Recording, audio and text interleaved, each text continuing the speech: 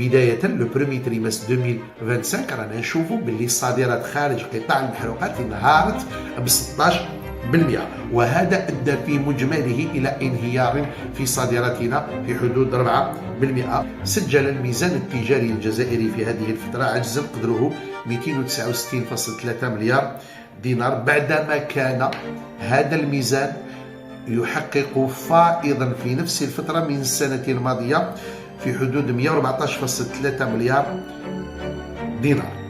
ومن ثم تراجعت نسبة تغطية الصادرات للواردات من 107.6% سنة 2024 إلى 84.9% سنة 2025، وبالتالي هناك انهيار كبير في هذه النسبة.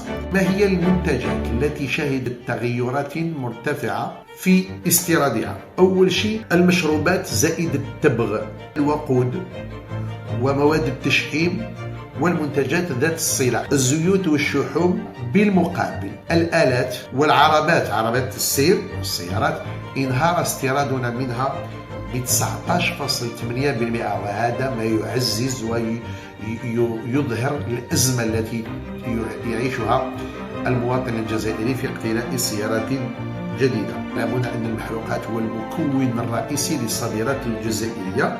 تعلمون حجم صادراتنا من المحروقات كبير، وبالتالي هذا أدى إلى أن الكميات تكون فيها انخفاض في الصادرات في حدود 4%. انهارت كذلك صادراتنا خارج قطاع المحروقات ب 16%.